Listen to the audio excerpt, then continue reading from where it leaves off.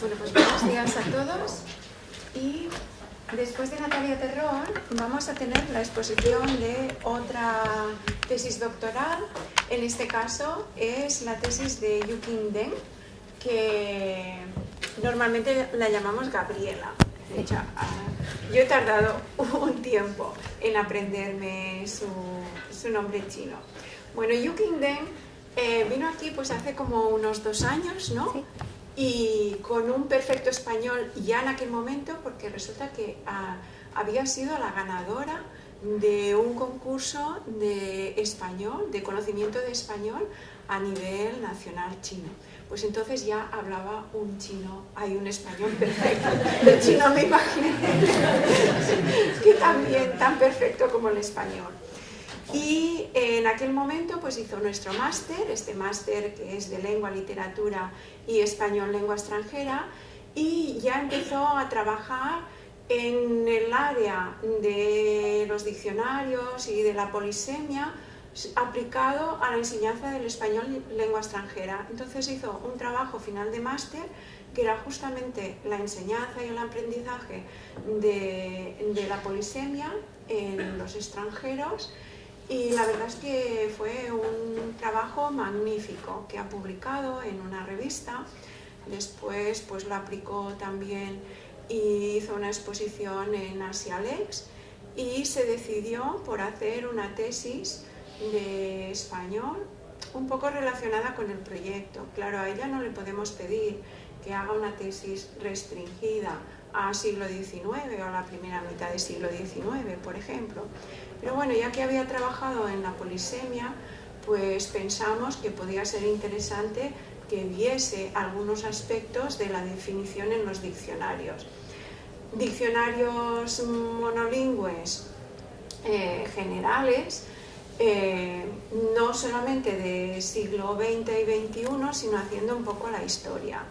Por tanto, ella está en las fases iniciales, tiene una beca, ha conseguido una beca del China Scholarship Council, que es una beca muy difícil de conseguir, y ahora pues justamente está dando los primeros pasos en esta tesis que se llama Sincronía y diacronía de la definición en los diccionarios monolingües generales del español, y que intentará hacer unas escalas, como nos explicará hoy, y bueno, un poco nos lo explicará desde esos pasos iniciales en los que ahora se encuentra. Pues Gabriela, tienes la palabra. Vale. En primer lugar, muchas gracias a la profesora Gloria Claria por la presentación y también por ofrecerme la oportunidad de presentarme aquí, que es una oportunidad valiosa. Y como el título de mi tesis es Sincronía y diacronía de la definición en los diccionarios monolingües generales del español, es un poco general el tema. Entonces hoy me limito a hablar de los tipos de definición, que es la parte en que estoy trabajando ahora. Pero antes me gustaría presentar un poco el tema de la tesis. La tesis estudia las definiciones en los diccionarios tanto académicos como no académicos, pero los más representativos, entre el siglo XVIII y el siglo XXI, y desde una perspectiva sincrónica y también diacrónica.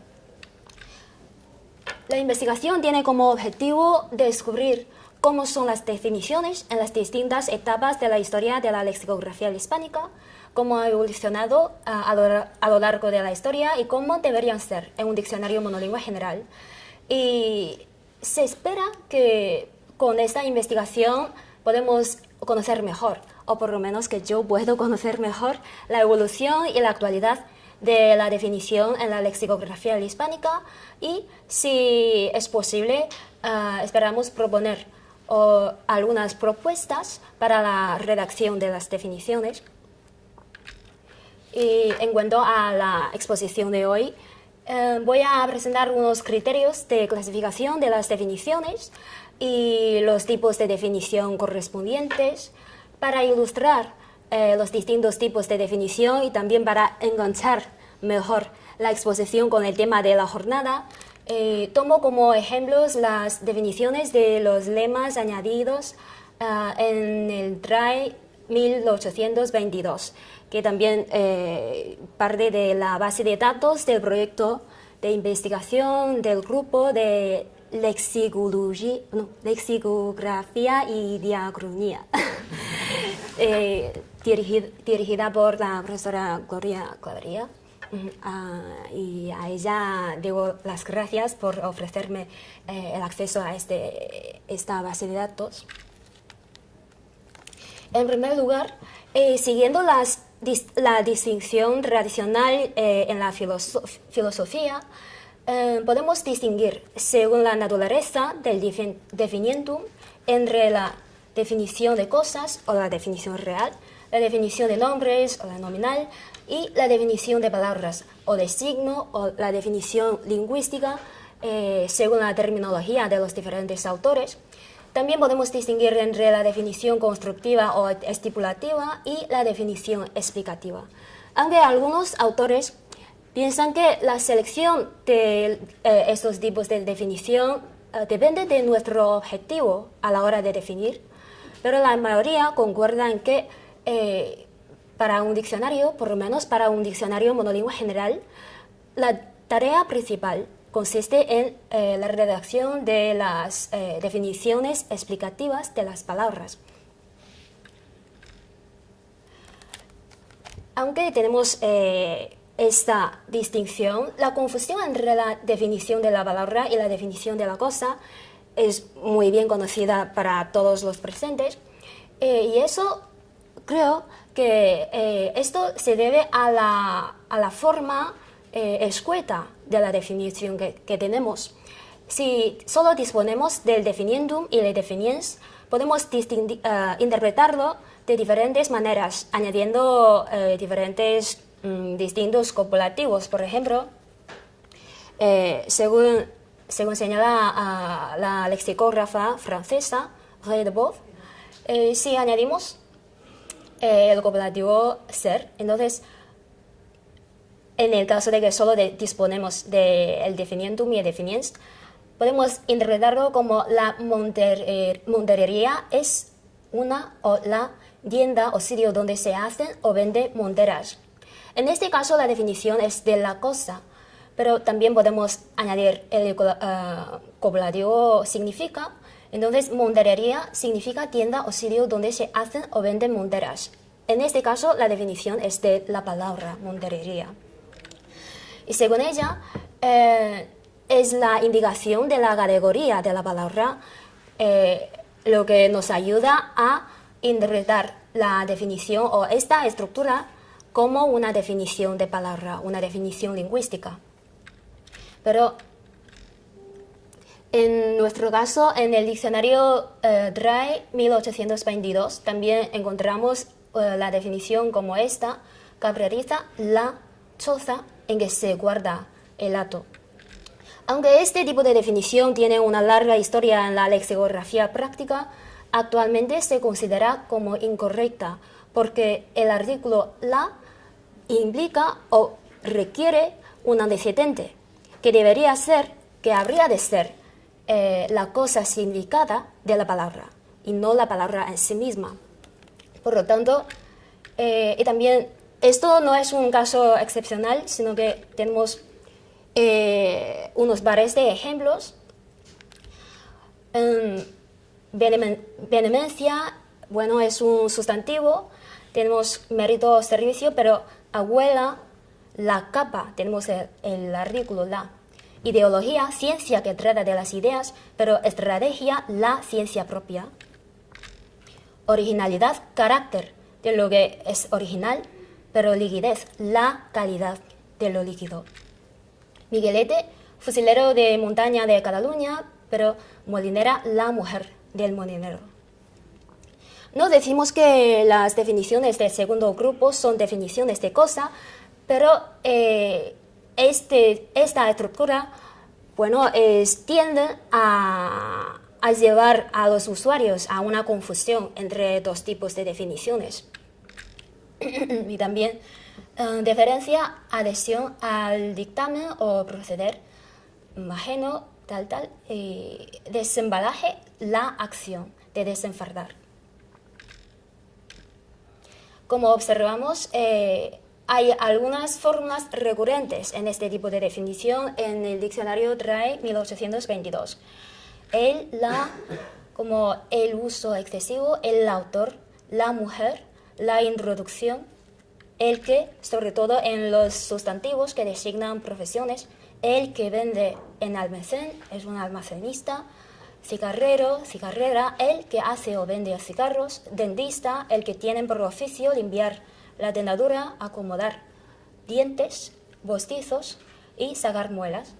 La acción y efecto de, como aclimatación, la acción y efecto de aclimatar. Es que la versión del PPT, quizás la mía es un poco vieja y no se encaja muy bien. El segundo criterio que voy a hablar es el grado de especificidad de la información proporcionada en la definición. Según este criterio podemos distinguir entre la definición enciclopédica y la propiamente lexicográfica. Aquí creo que hace falta mencionar la distinción entre la definición de las cosas por los rasgos distintivos de la cosa significada y la definición enciclopédica. Es que en algunos artículos sobre la lexicografía se equivale el concepto de la definición enciclopédica al concepto de la definición de la cosa, pero en mi opinión, bueno, y también siguiendo a autores como Gusta, como Heideboeuf y de Weinreich, bueno, no sé cómo pronunciar este, tenemos que mantener la distinción entre estos dos tipos de definición, porque podemos mencionar una variedad de rasgos para caracterizar una cosa, pero no todas estas características o todos estos rasgos que mencionamos son distintivos para su significado en el ámbito de la lexicografía. Como vemos aquí, varían. También es un ejemplo extraído de DRAE 1822, arbusto de Indias cuyo fruto tal, y luego hasta el final que se usa en la medicina. Que se usa en la medicina es solo una información informativa, ¿no? Pero no distintivo de la palabra varían. Basalto también, piedra no muy dura, tal, y luego 2 puntos, se funde al soplete. Áspero, moneda de Turquía y del Levante, luego punto, el áspero de Turquía equivale a 4 maravedís y medio y el de Levante equivale a 3 maravedís y cuartillo. Creo que para entender la palabra áspero nos basta con la primera frase, ¿no? Pero lo que sigue nos ofrece una información enciclopédica que nos ayude a entender mejor esto y a conocer mejor todo lo que sobre esta cosa, pero no de la palabra. Y esto es lo que más me gusta. Ventrílocuo, el que al hablar ahueca y forma la voz de manera que parece proceder del vientre. Creo que hasta aquí ya nos basta para entender qué es ventrílocuo, pero luego el lexicógrafo añade algo que es muy propia de la vida y muy interesante. Hay algunos que hacen hábito de este modo de hablar y usan de él de manera que, siendo siempre ellos mismos los que hablan, parece que siguen conversación con otras personas que les contestan ya lejos o ya cerca, según les acomoda hacerlo parecer. 2 puntos, en términos que los que no están prevenidos se engañan verdaderamente. Es muy propia de la vida y es interesante, pero desde el punto de vista de la lexicografía, esta es la información como, o sea, hiperespecífica, o sea, superflua, y entonces obtenemos una información enciclopédica, y esta, creo, es un buen ejemplo de la diferencia entre los dos tipos de definición. Y también otra razón por la que no podemos confundir la definición enciclopédica con la definición de cosa es que encontramos también un ejemplo En el caso del verbo capitalizar, reducir la capital e importe de la renta, sueldo o pensión anual, cuyo pago queda redimido con la entrega de dicho importe. Y luego, punto, para buscar y determinar en las rentas perpetuas, basta fijar el tanto por ciento del rédito anual, pero en las vitalicias es necesario fijar prudencialmente los años de vida del rentista o deducirlo de las tablas de mortalidad y probabilidades de la duración de la vida. Creo que toda la frase después del primer punto también es una información enciclopédica que es informativa, pero no distintiva de la palabra. Otro criterio es la naturaleza de la información proporcionada. Según este criterio podemos distinguir entre la definición propia o la verdadera definición en metalengua de contenido, la definición impropia o la explicación en metalengua de signo y también la definición híbrida o mixta. Para la misma distinción, Bosque propone el criterio de la naturaleza del metalenguaje empleado. Creo que está muy bien, pero me gustaría basar la distinción en la naturaleza de la información proporcionada, porque la metalengua de contenido es la metalengua que trata sobre o trata de la información léxica, conceptual, semántica de la palabra, mientras que la metalengua de signo es la metalengua que trata sobre el signo como elemento del sistema de la lengua, sobre sus condiciones de uso y también sobre sus funciones gramaticales y otras.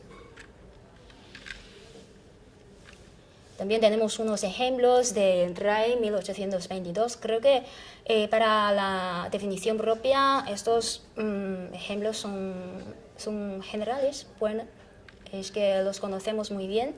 En cuanto a la definición impropia, tenemos a carampa, que es una interjección con que se significa la extrañeza o sorpresa que causa alguna cosa.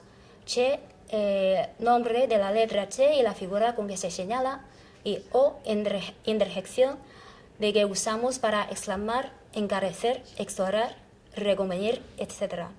En los casos de estas tres palabras y también de otras palabras de ciertas categorías, sobre todo las categorías gramaticales, por falta de un contenido léxico o semántico, solo se puede definir, o mejor dicho, solo se puede explicar en metalengua de signo, y solo podemos explicarnos mediante una definición impropia o explicación. En el caso de definición híbrida, cuando decimos que para explicar las palabras de categorías gramaticales tenemos que recurrir a la metalengua de signo, eso no significa que para las palabras semánticamente cargadas nos basta la metalengua de contenido, porque también estas palabras tienen sus condiciones de uso, tienen su contexto, tienen su régimen, aplicabilidad, etc. Y como señala Ahumada, las definiciones de tipo híbrido corren desde las consabidas fórmulas de aplicabilidad o régimen lexemático, como aplícase a, dícese de, hasta la definición implícita en la nota sintáctica y en la presencia de ejemplos, pasando por otras de carácter más marcadamente híbrido. Tenemos también unos ejemplos extraídos del RAE 1822. Accessit, voz puramente latina con que se significa el premio que en segundo lugar merece una obra después del principal. Vemos que el primer sintagma, como voz puramente latina, hasta con que se significa, todo pertenece a la metalengua de signo, y el premio que en segundo lugar merece una obra constituye lo que nos referimos con la definición propia. Catagados, apodo que se dice de la persona. Apodo que se dice de también pertenece a la metalengua de signo, y monises, en sentido vulgar, moneda o dinero. y luego, y así se dice, F trae o tiene Moisés.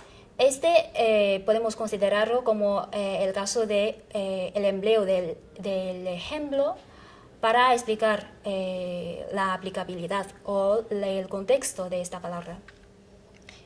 Estos son los ejemplos de sustantivo. En cuanto a los adjetivos, tenemos adicional. Se aplica al artículo, cláusula o expresiones que se añade a un redacto, reglamento o instrucciones después de formado.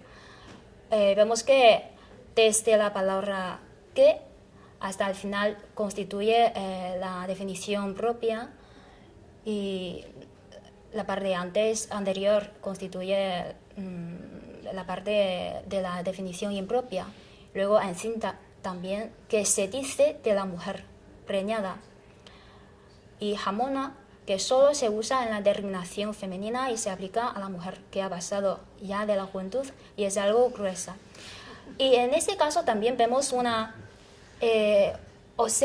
incoherencia, no sé, creo que es una incoherencia en el uso de la metalengua y el uso de la marca abreviaturas.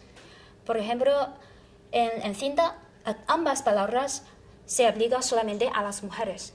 Entonces solo tiene formas femeninas, pero en el primer caso se emplea una abreviatura F para femenino, pero en el segundo caso se gasta tantas palabras para explicarlo que solo se usa en la terminación femenina.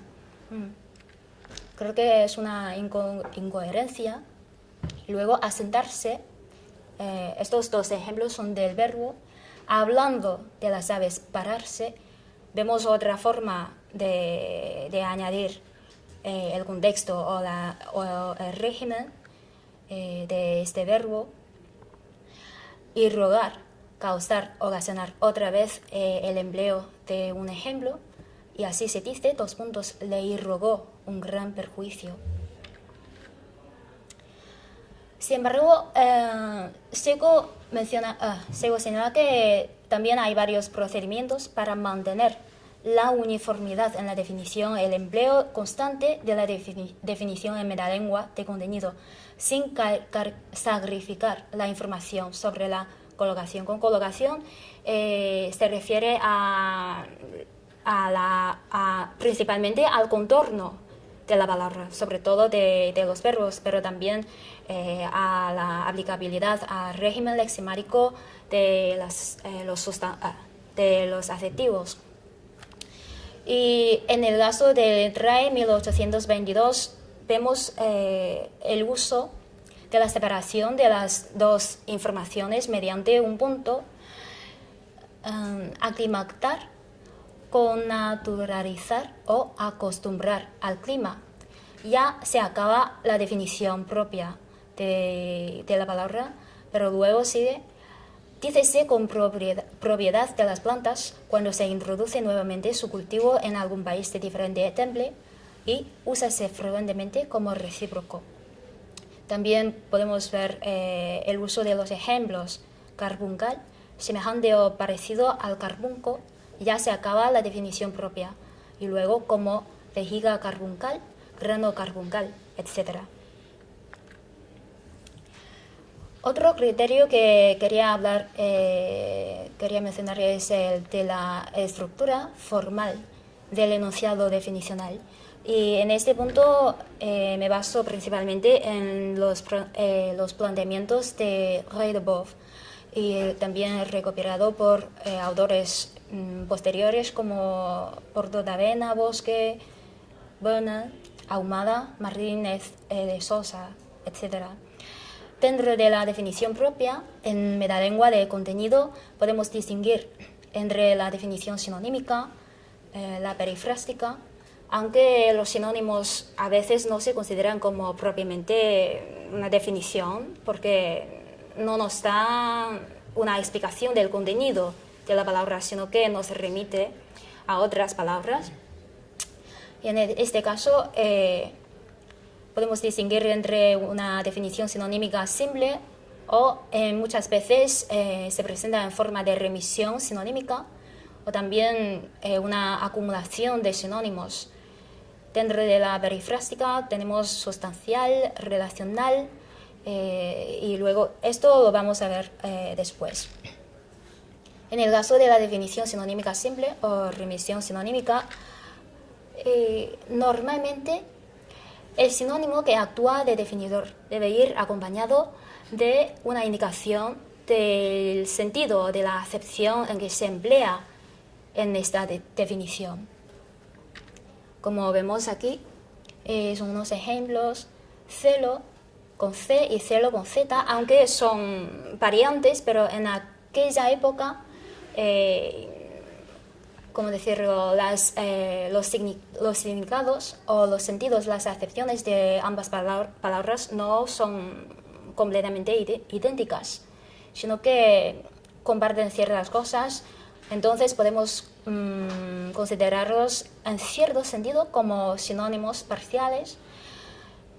Por eso, en la definición de esta palabra ponemos celo en las acepciones primera y tercera, celoso, celoso en la cuarta acepción. Y en otros casos, jongoli es alegría, planta, cametris, planta, cametrio. Aquí vemos una inversión del orden de la indicación de la acepción en que se utiliza el sinónimo y el sinónimo en sí mismo. Y esto también tampoco es un caso excepcional, porque también tenemos aristas, ave, alcaraván. Y en el último caso, sustantivamente, solo tenemos sustantivadamente sin ninguna indicación. Y creo que una explicación para esto es que en la macroestructura de este diccionario, estas dos palabras están en la misma página y están en posiciones sucesivas. Y quizás, y probablemente por esto, ya no hace falta indicar. Y sobre todo, la palabra sustantivadamente solo tiene una acepción. Entonces no hace falta poner otra marca o indicación sobre su acepción. En cuanto a la definición sinonímica acumulativa, creo que es muy común en los diccionarios, tanto de aquella época como los actuales. No voy a explicar más esto. En cuanto a la definición perifrástica relacional, podemos distinguir entre la definición relativa y la preposicional. Este criterio es completamente formal, creo. Pero en nuestro caso, en el diccionario 1822 del RAE, no encontramos una definición relativa en sentido estricto, por el uso de la fórmula con los artículos.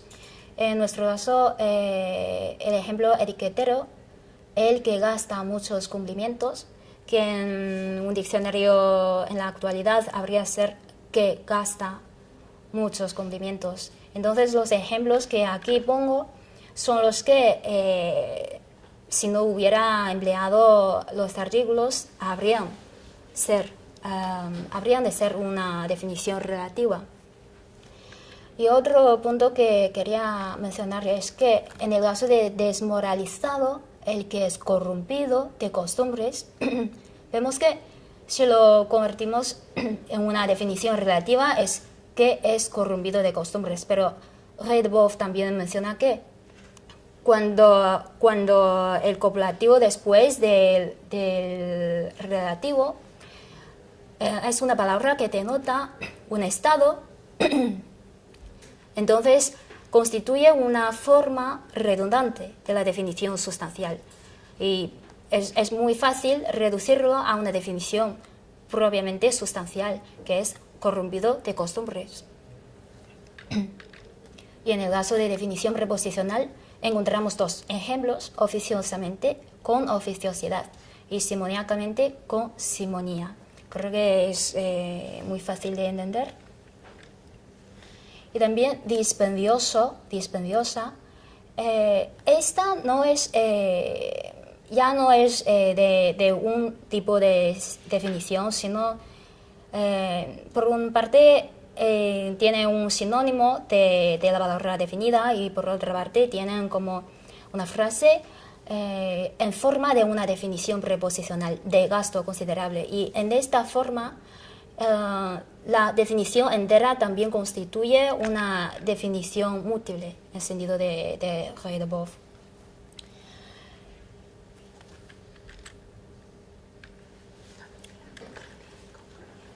Vale. Sí. Y voy a precipitarme un poco. Es que creo que me he perdido una página aquí. Y en cuanto a... Bueno, también tenemos otros tipos de definición dentro de la definición perifrástica. Y tenemos la definición por inclusión, y normalmente los llamamos hiperonímica, y también algunos los llaman aristotélica, que es definición por género y próximo y diferencia específica, que es también muy general en los diccionarios de hoy.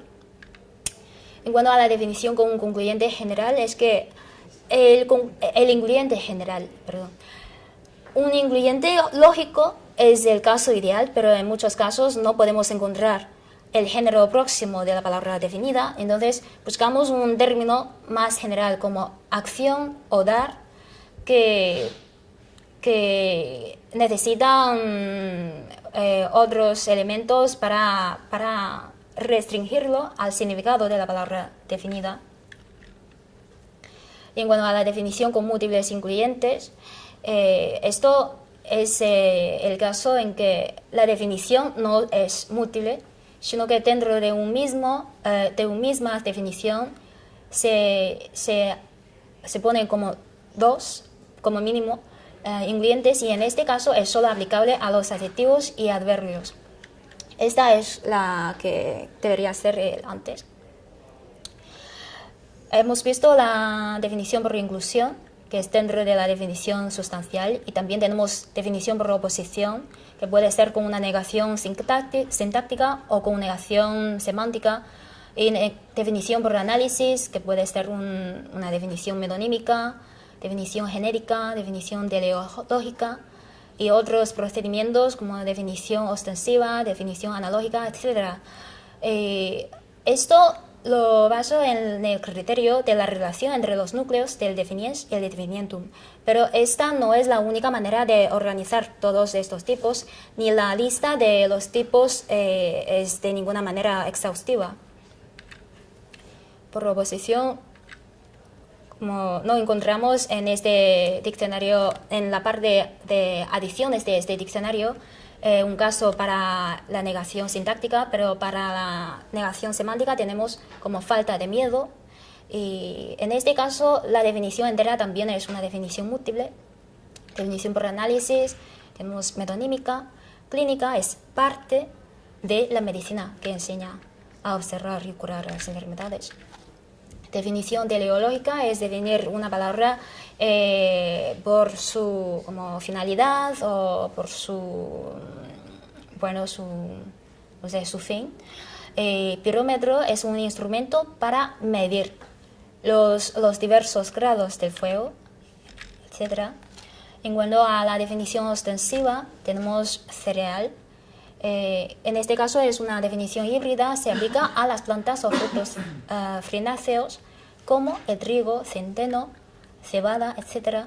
Definición analógica, esto es una definición de un lema complejo, y es reptil semejante a un sapillo, que no es un sapillo pero semejante, ¿no? Es para entender mejor, para que podamos entender mejor el significado de la palabra. Y también hay otros muchos criterios, como según la relación formal entre el núcleo del definiens y el definiendum. Tenemos como definición morfosemántica, o en términos de Dubois y Dubois, definición basada en las operaciones sintácticas. Y entre los ejemplos que hemos visto tenemos aclimatación, que es la acción y efecto de aclimatar, ovalar, dar a una cosa la forma o figura de óvalo, nauseabundo, oficiosamente, etc. Vemos que hay una coincidencia parcial de la forma de la palabra definida y palabra empleada en la definición. Y esta forma de definir, según Redbov, es psiconómico y puede garantir la equivalencia y la categoría o quizás algunas funciones de las palabras entre la definición y la palabra definida, pero también es poco explícito porque no nos explica directamente la esencia de la parte como coincidida, sino que nos remite otra vez a una palabra, al arreglo de otra palabra que normalmente es su raíz. Vale. Las conclusiones. Vale, de acuerdo. Estos son, bueno, son muy rápidamente. Sí. Como hemos visto hasta ahora, en el RAI 1822, en sus ediciones, vemos un empleo de una variedad de tipos de definición y también unas posibilidades de combinación de casos y de casos intermedios de los tipos de definición en la práctica.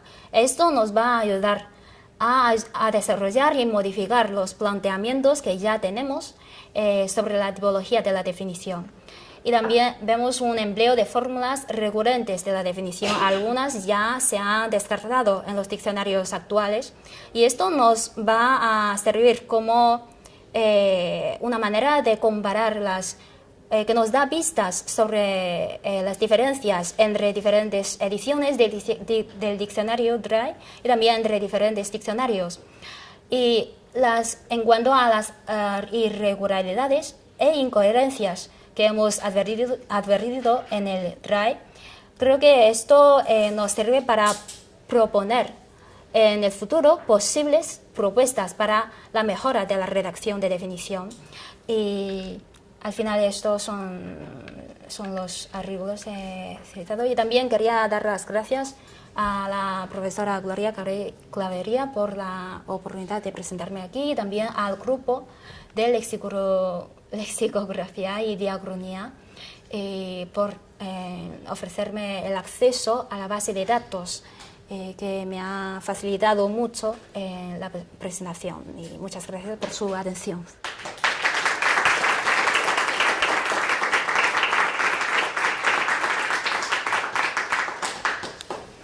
Bueno, pues muchas gracias, Graviola, por esta presentación de absolutamente todos los tipos de definición y quizá tenemos un minuto para no perder nuestro descanso, porque necesitamos el descanso para después poder continuar. No sé si queréis hacer algún comentario o observación. La exposición ha sido completísima. Hemos echado de menos la definición frástica, la que usa el diccionario Collins, el Collins Cobry, que es una frase que explica el significado, pero es como si fuera ya discurso donde esa palabra toma sentido, ¿no? Uno está cansado cuando no sé qué. Sí. Entonces usa las palabras no formuladas como una definición del tipo que sea, sino como una frase, donde esa palabra cobra su sentido. Sí, también. Y, en fin, para diccionarios para extranjeros o escolares, o casi que, en fin, sería ideal que una definición de estas de los tipos que has visto, que algunos son los mismos pero tienen nombres diferentes, pero la perifrástica sustancial de incluyente positivo, que es la que más se utiliza, que ahí como falles en el incluyente, pues ya, o luego no especifiques bien, quizás para ciertos usuarios o destinatarios, pues les viene un poquito, en fin, abstracto esa definición. Sí. No sé si te has planteado eso, porque como tú quieres que sea el trabajo incluya también la revisión de diccionarios actuales y los que se usan para la enseñanza de lenguas extranjeras. Ajá. Es que la definición, este tipo de definición que usted ha mencionado es muy importante en la lexicografía y algunos lo llaman definición implicativa o definición contextual que se mencionó tanto en Robinson, el filósofo, como Weinreich. Y también se utiliza en diccionarios como Collins, Copield, creo. Sí, es muy útil, creo que sobre todo para los aprendices de lengua extranjera. Como yo soy aprendiz del español, a veces, aunque la definición me da sentido de la palabra, pero no sé cómo usarlo. Y con las condiciones y explicaciones solo me complica aún más el tema. Y entonces un contexto quizás me sirve más. Bueno, por ejemplo, por lo menos en las primeras fases, pero como en esta exposición tengo tiempo limitado y tomo como el corpus las adiciones en este diccionario, entonces he excluido esta parte, pero es muy importante lo que usted ha mencionado. Pero está muy bien todo lo que has presentado porque tienes ahí unos parámetros para luego catalogar también las definiciones del corpus de diccionarios que tiene, que es sincrónico y es diacrónico. Es decir, que no era por nada, era la precisión esa de que, en fin, quizás ese tipo de definiciones es lo que tenía que haber. Sí. Y que a veces sí que se dan explicaciones, pero que esa definición es definición y al mismo tiempo es ejemplo de uso. Y, en fin, lo tienes en todo el mundo. Muy bien, pues muchas gracias a todos. Y nos vemos dentro de unos 20 minutos.